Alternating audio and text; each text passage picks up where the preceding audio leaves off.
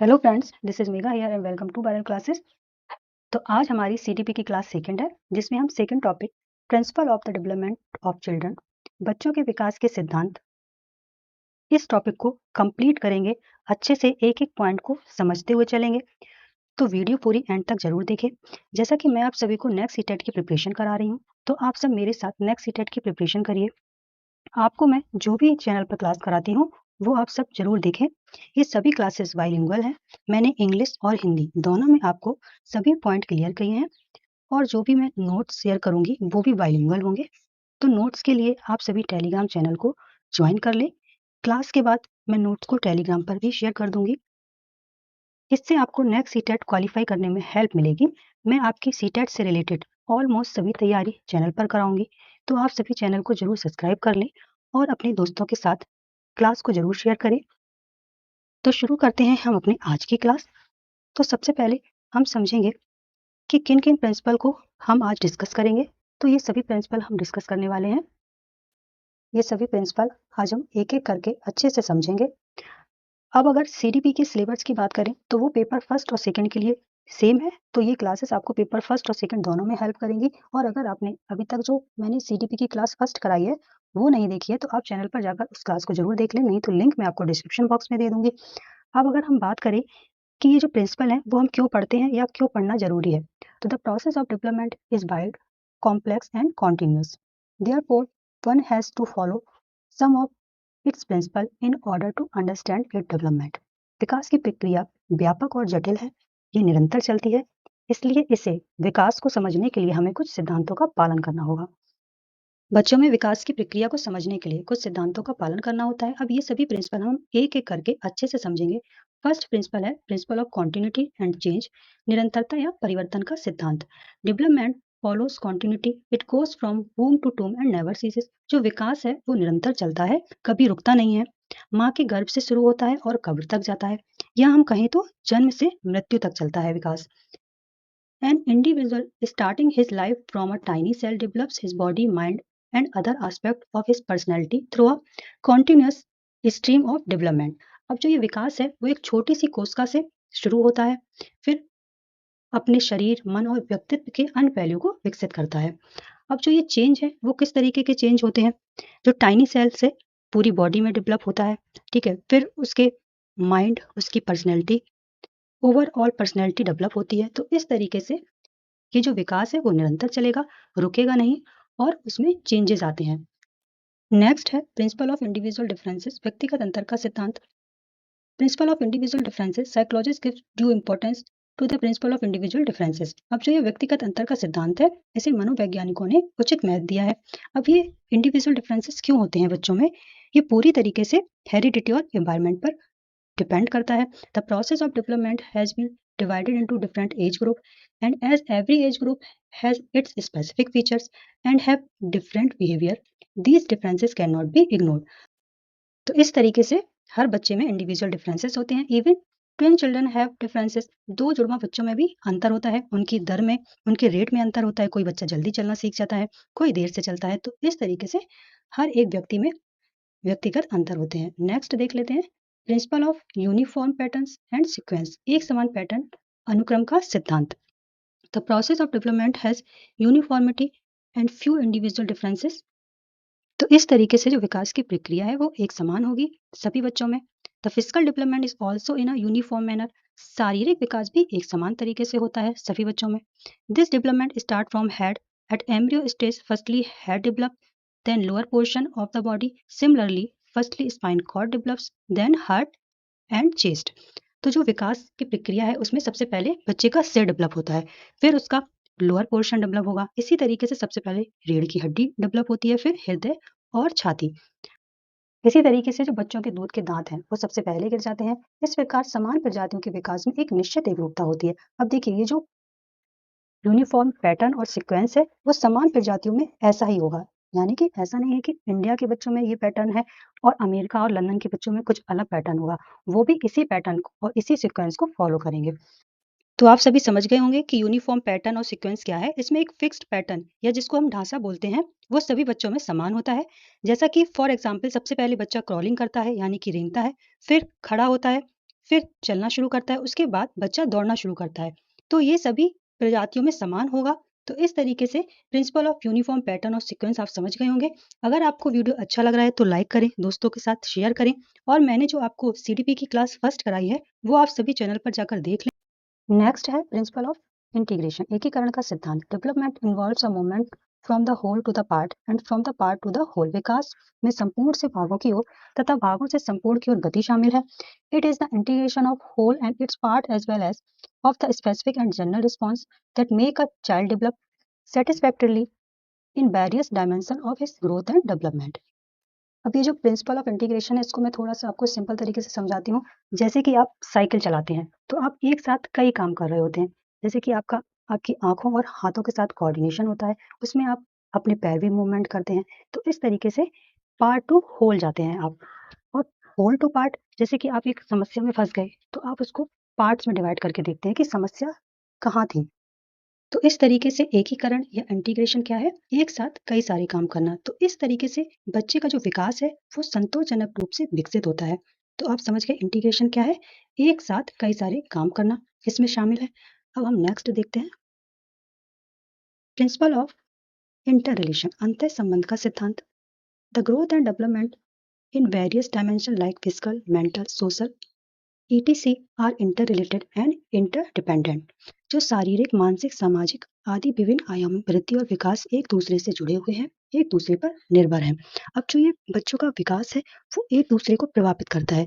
जैसे कि बच्चे का कॉग्निटिव डेवलपमेंट, बच्चे का फिजिकल डेवलपमेंट और सोशल डेवलपमेंट, ये सभी डेवलपमेंट एक दूसरे से जुड़े हुए हैं। Growth and development in any one dimension affects the growth and development of the child in other dimension. For example, children with above average intelligence are generally found to process above average physical and social development. अब किसी एक आयाम में वृद्धि और विकास दूसरे आयामों में वृद्धि और विकास को प्रभावित करता है। अब उदाहरण के तौर पर हम देख सकते हैं, अगर कोई बच्चा अपनी औसत बुद्धि से अधिक इंटेलिजेंट है तो उसका जो शारीरिक और सामाजिक विकास होगा वो भी औसत से अधिक होगा। अब इसके विपरीत हम देखें कि अगर बच्चे का शारीरिक विकास खराब है तो उसका जो भावनात्मक, उसका जो सामाजिक और बौद्धिक विकास है उसमें भी वो पिछड़ जाएगा। तो development occur as a unified whole with each area influencing and being influenced by other. विकास एक एकीकृत समग्रता के रूप में होता है जिसमें प्रत्येक क्षेत्र दूसरे को प्रभावित करता है और दूसरे से प्रभावित होता है। तो ये है principle of inter relation. Next है principle of joint product of heredity and environment. अब जो विकास है वो जॉइंट प्रोडक्ट है किसका? हेरिडिटी एंड एनवायरनमेंट का। Effect of both of this can not be separated. Heredity is the foundation of the personality of a child. इन दोनों के प्रभाव को अलग नहीं किया जा सकता। अनुवांशिकता बच्चे के व्यक्तित्व की नींव है। जो हेरिडिटी है वो फिक्स्ड है। Environment refer to all conditions to which an individual is subjected to in the course of development, starting from fetal development to old age। अब पर्यावरण से तात्पर्य उन सभी स्थितियों से है जिससे एक व्यक्ति भ्रूण के विकास से लेकर बुढ़ापे तक के विकास से गुजरता है।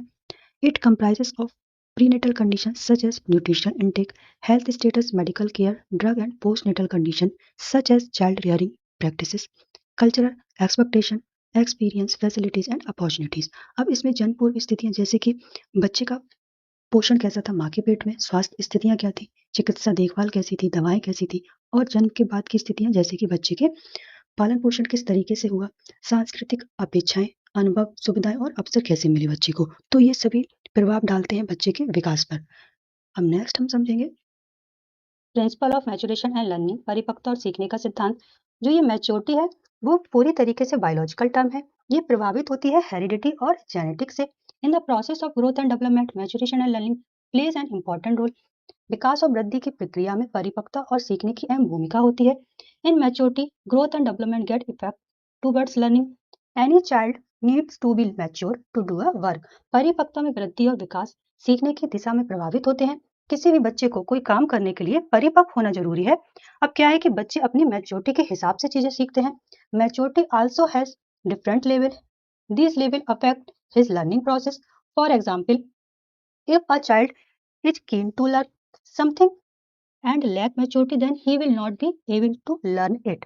परिपक्वता के भी अलग अलग स्तर होते हैं। ये स्तर उसकी सीखने की प्रक्रिया को प्रभावित करते हैं।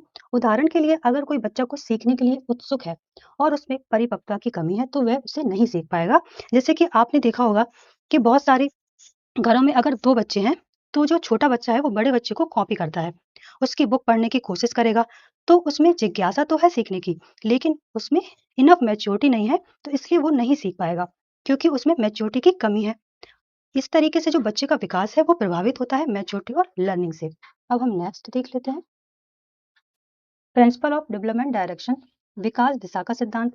Growth and development have their own definite direction, दस डेवलपमेंट हैज डिफरेंट डायरेक्शन। वृद्धि और विकास की अपनी निश्चित दिशा होती है, इस प्रकार विकास की अलग अलग दिशाएं होती हैं।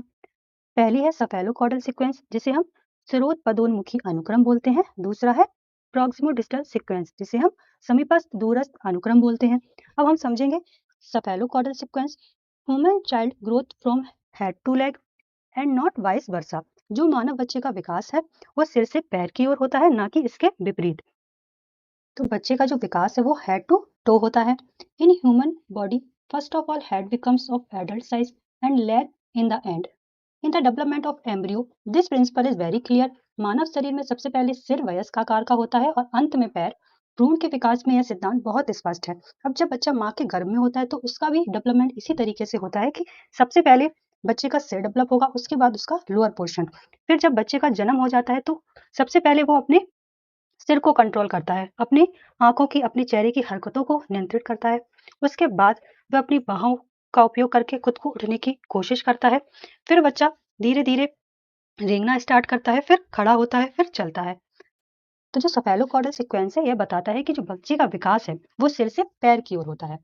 अब हम समझेंगे proximal distal sequence. Development proceed from centre part of the body towards peripheries.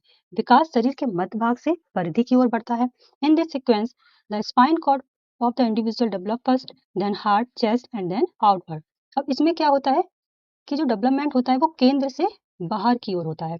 सबसे पहले बच्चे की स्पाइन कॉर्ड यानी कि रीढ़ की हड्डी डेवलप होगी, फिर हृदय, छाती और फिर उसके बाहर की तरफ उसका कंट्रोल आता है उसके हाथों पे, उसके हाथों की उंगलियों पे, फिर सबसे लास्ट में उसकी मसल्स विकसित होती हैं। तो इस तरीके से ये सेंटर से यानी कि केंद्र से बाहर की ओर जाता है, प्रॉक्सिमल डिस्टल सीक्वेंस। अब नेक्स्ट हम समझेंगे development proceeds from general to specific response. विकास समान से विशिष्ट प्रक्रिया की ओर बढ़ता है। In all phases of child's development general activity proceeds specific activity. बच्चे के विकास के सभी चरणों में समान गतिविधियां विशिष्ट गतिविधि से पहले होती है। His response are of a general type before they becomes specific. उनकी प्रक्रियाएं विशिष्ट होने से पहले समान प्रकार की होंगी। अब इसमें क्या होता है कि जो विकास है वो जनरल से स्पेसिफिक की ओर जाता है, या हम बोल सकते हैं सिंपल टू कॉम्प्लेक्स होता है, ग्रोस टू फाइन जाता है। इसमें क्या होता है कि बच्चा पहले जनरल तरीके करता है, फिर स्पेसिफिक चीजों को पहचानने लगता है। बच्चा पहले चीजों को पूरे हाथ से पकड़ता है, फिर उसका कंट्रोल उसकी अंगूठे और तर्जनी पर आता है। तो इस तरीके से जनरल टू स्पेसिफिक जाता है विकास। नेक्स्ट है principle of predictability of development, विकास का पूर्वानुमान का सिद्धांत। इसमें क्या होता है, it is possible to predict development. For example the interest dislike growth of a child.